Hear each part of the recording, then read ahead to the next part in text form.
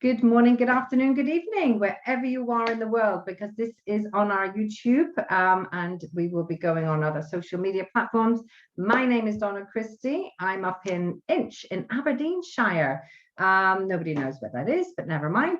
And today I'm having an amazing, long overdue catch up with none other than Elizabeth Carr Ellis, the founder of Pausitivity. What's Pausitivity? She's going to tell you in a minute. So, good afternoon, Elizabeth. It's good to see you again. How are you? It's good to see you, Donna. It's been a long time. It has. So just a little bit of recap for everybody. During the lockdown and all the rest of that stuff that was going on, we had to go, businesses and people had to go online and everything and reach out. And there was a lot of things that people were going through, personal, emotional stuff. And then, we're women. And today we're talking about the menopause, of course. That's what you're famously known for. And I'm 57. I'm getting post-menopausal now. But the recap is to really, we've done some events together. I'm always in the community trying to do things. And I think it's time for Pausitivity to come to Scotland. What do you think?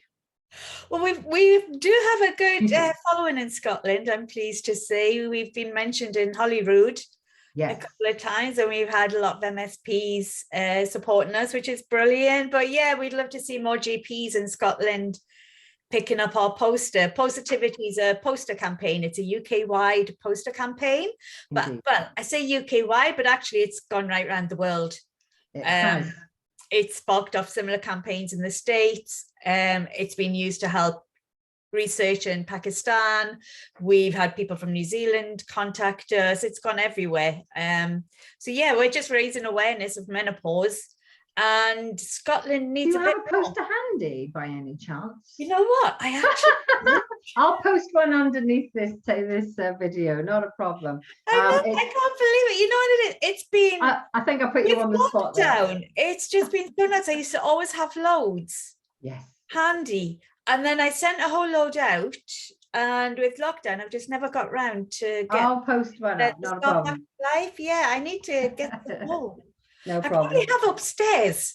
Well, normally you've got a backdrop, haven't you? Maybe normally I've got a backdrop as well, but yeah. Exactly. But it's the most beautiful picture, all pink, all lovely and wonderful, and little bubbles of, ailments, things that I'm suffering from, but it will all be revealed. We'll stick one underneath here. So that's fantastic. Just very quickly, why did you start Pausitivity? Because I had a hellish menopause and I had no idea that I knew I was going through menopause because I was having irregular periods, which I thought was fantastic. And that was it. I used to go around saying to everybody, oh, menopause is brilliant. I love not having to wear sanitary towels for months on end. It's fantastic. And unbeknownst to me, I was also at the same time going to the GP because I was losing my hair and I was getting aching joints, like so bad they woke me up. I had heart palpitations. I was depressed. I was anxious. I was naggy. I was ragey. I was angry with everybody. Couldn't sleep.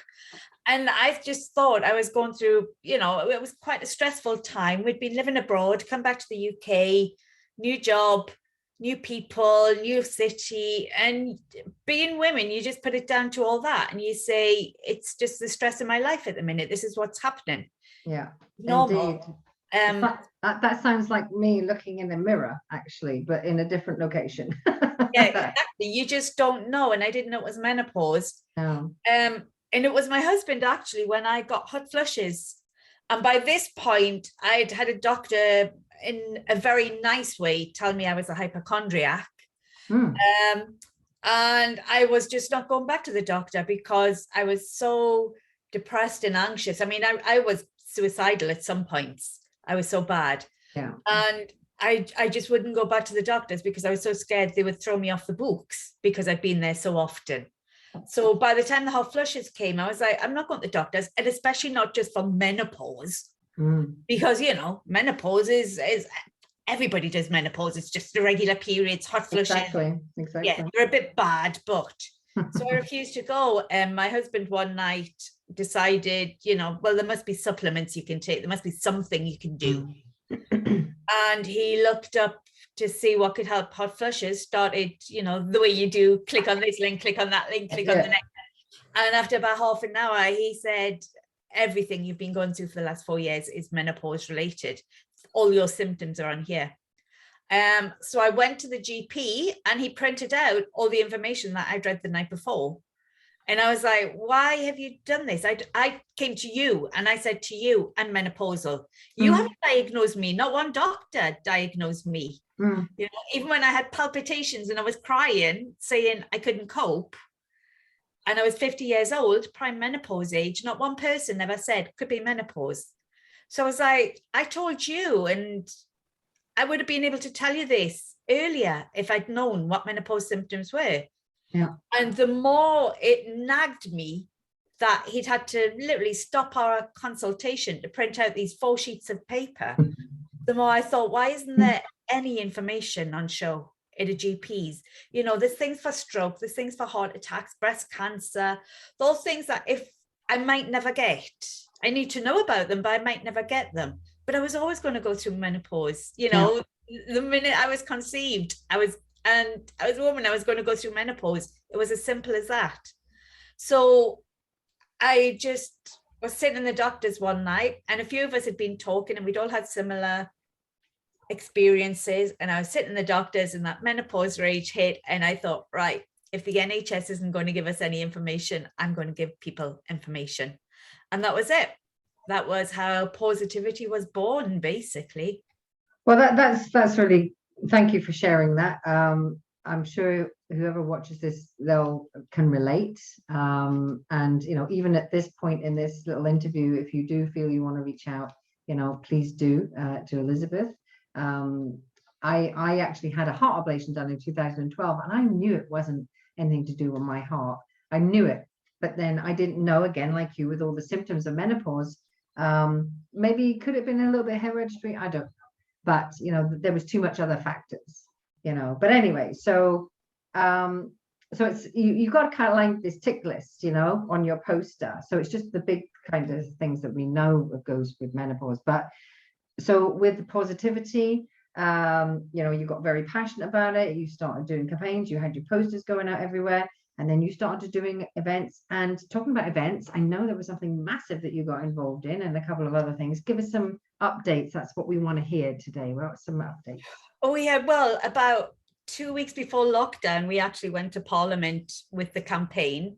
So we had, a few dozen MPs came and got their photographs taken with the poster, and we were able to talk awareness, which was great. And it was through doing that we met Carolyn Harris, who is just an amazing powerhouse of a menopause campaigner. And then last October, of course, she organised a menopause rally for the Menopause Revolution, as she's called it. And I love that name.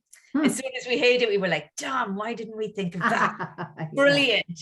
And she had a rally in Parliament Square with menopause campaigners, and of course Davina McCall, Penny Lancaster, Mariella Frostrop, who is just as beautiful in real life as she's on telly. I mean, they all are, but Mariella I've always had a girl crush on. And it was great. It was really good fun. It was lovely to meet some of the grassroots campaigners who I'd only ever met on Twitter before. And it was really weird because you're like, oh, I know you. And you're like, I don't really know you at all, but you just felt as if they were old friends. So, yeah. So that's a big thing. But your actual occupation, your background, journalism, right? And so, you're quite passionate anyway. Most journalists are. So you've got that foundation, you've got Pausitivity, you've got Parliament involved, you've got MSPs involved. And I did see recently that we've now got Nicola Sturgeon doing stuff and sharing the love about menopause. Bless her. Well, thank you very much. That's all I'm going to say to her about that. I'd love to see Nicola with one of our posters. We're going to get in touch with Gillian McKeith. Is it Gillian McKeith? Gillian Martin. Oh my God, Gillian, I'm so sorry. Gillian Martin, the MSP. And see if we can get Nicola with one of our posters, because Nicola now follows me on Twitter. Oh, wow, Friends with the cha-ching. stars. Yeah. Well, we've had So connections with Gillian before, the yeah, MSP but up here in Aberdeenshire. So Gillian is a brilliant campaigner as well. I mean, Gillian is so good. And I think she's maybe done a little bit of pushing towards Nicola to get her to speak out. But having somebody like Nicola Sturgeon speak out is just amazing. So Tory front benches, Pretty Patel, any of you lot? Love to see you do it. we'll have to do some tagging after this, make sure. But they're not just doing it for political reasons, they're doing it for personal reasons, because they're now going through it. And because it's more in social media, they're like, oh, wow, I think maybe I'm going to have to talk about this, because high-powered jobs and running countries, one thing, but they might have the odd brain fog, you know. But it's great that leaders are actually, opening and being real, which is a very good thing. It also shows that menopause isn't, you can be menopausal and still do a job. You just need to have the support around you a bit more. It's just like being pregnant. You can still do your job. There's no reason why you can't do your job because you're pregnant. Yeah. And when you're pregnant, you get baby brain and all that as well. So there's so much support for women when they're pregnant, and rightly so. We just need that same sort of support for women when wasn't it said along this journey that if this was men going through this, there'd be posters and banners and rallies, and can you imagine? There'd be like, we've always said if men go through periods, they would be off, the working month would be 3 weeks out of every 4.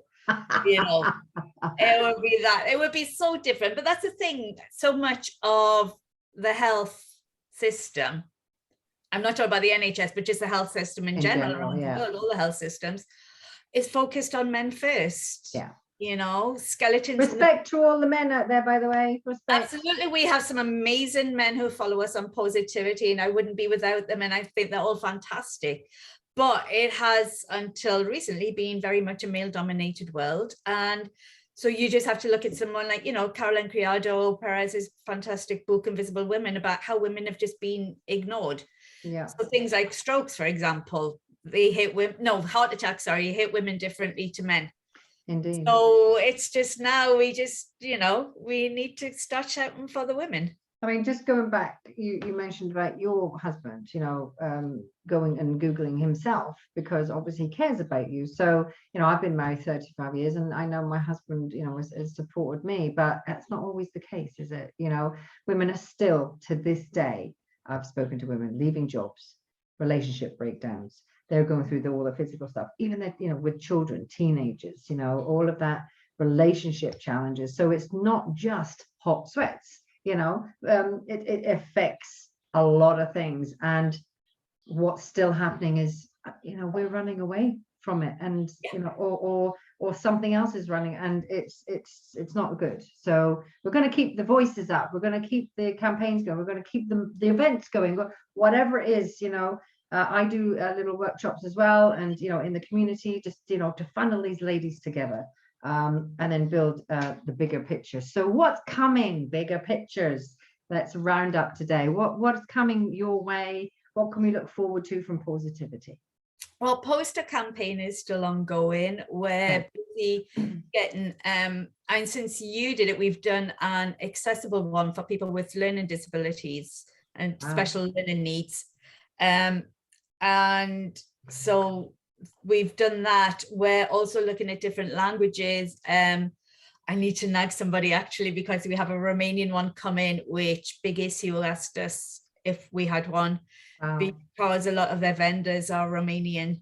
So we have that one going. And also in my hometown, Newcastle, I've been asked for Romanian Polish. So we're busy working on more languages, but also we're moving Pausitivity on. Because as a campaign, we've done as much as we can, and now it's taken off.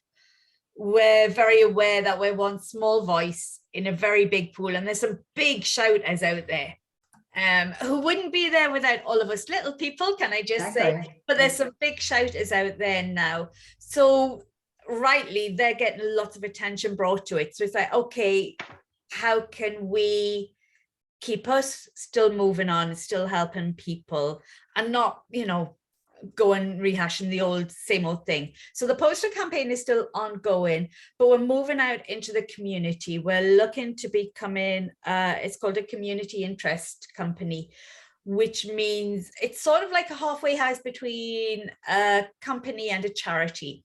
And it means we'll be able to fundraise and ask for donations.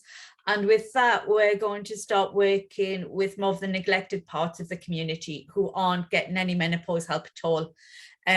So at the moment, we're working on a pilot scheme with Newcastle West Food Bank.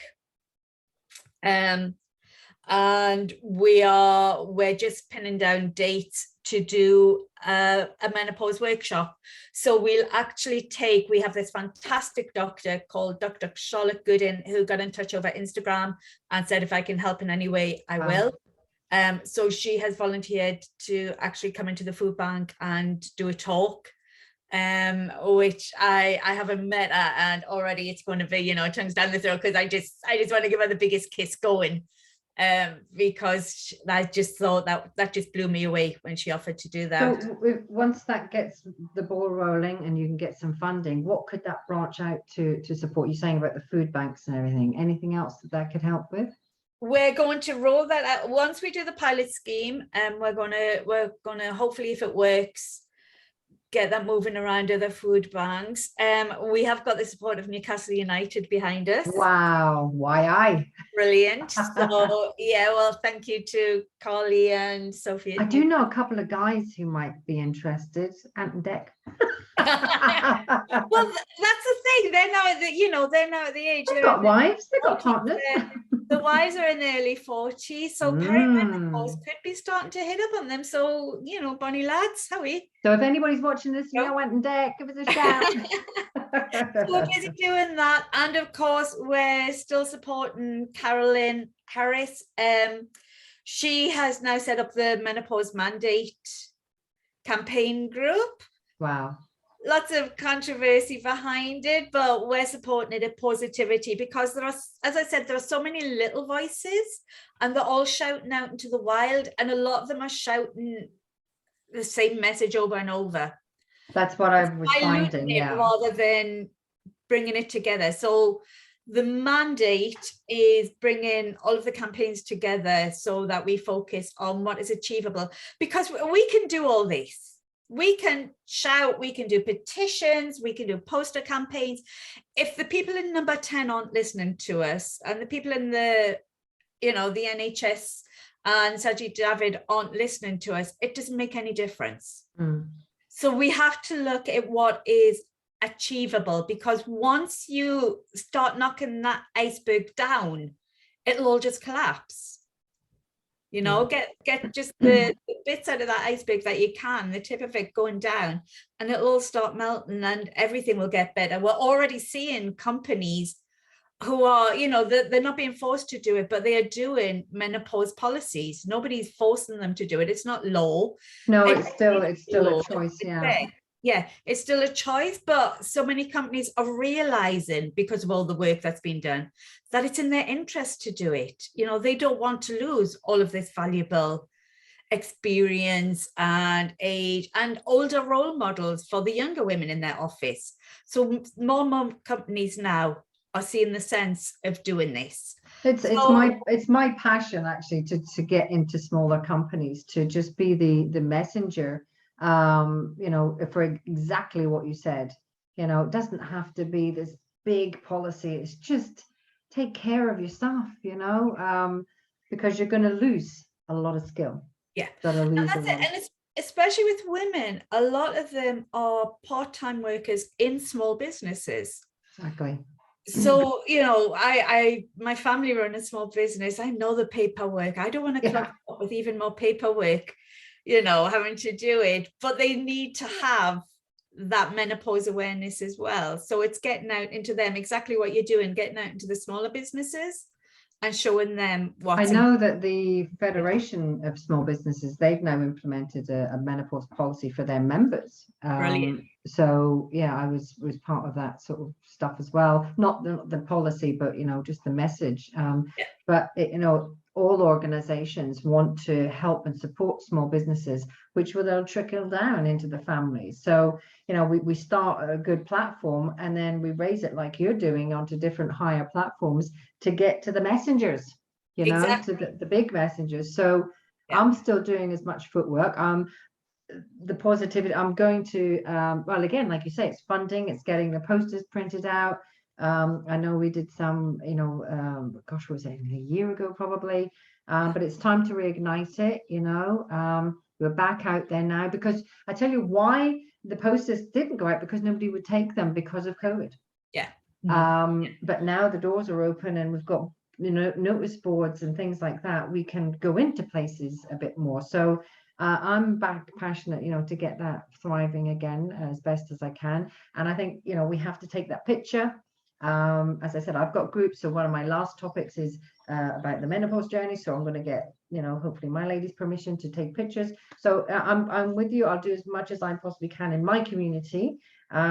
And we will get you to Scotland. There's no doubt. We will get me to Scotland, but it's so important going out in the community, because it's very easy. I mean, I've even had it myself. I had somebody once say, but women, you know, women's always talking about menopause. Why do you need to shout about it anymore? It's like, oh yeah, we've only just started shouting about even it, started. You Yeah. are so right. We haven't even started. Just scratching, you know, that ice, yeah, it's just floated. All right. So anything else you want to finish with before we wrap up? Anything else you want to announce? Or I think that's it. Just to keep going, go look at pausitivity.co.uk. You can see the work we've done. We have a YouTube channel as well, which has some brilliant talks on it.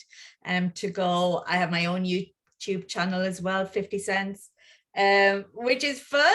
I'd love some comments there. I like the one about the lifestyle. Of course I would, you know, and the diet. I listen, see, I know, because I've watched it. You see. I loved it because it's what I teach, you know. It's not about the diet, it's about, you know, go watch the video. Go watch it, go watch the video. It's been a huge eye-opener on lifestyle. Absolutely. So those ones are really important to me. I'm just still glad it's from here down. No, it's been an absolute pleasure. So we want to have the healthy life, the healthy home, the healthy relationships, and a healthy menopause, you know. Absolutely. And yeah, it's our time to now get into the community, get these posters out. Yeah, I'll do as best as I can to be some messages for you up in the Northeast. So thank you very much for your time. It's been a pleasure, and I really hope to see you somewhere very soon. Thank you very much, and we'll put all the tags and all the posts and all the links and everything under this or above it, whichever way it goes. But for now, thank you very much, Elizabeth, for your time. It's precious, and good job, well done for everything you do for all. Always a pleasure to talk to you, Donna. Thank you. Take care, lovey. You do.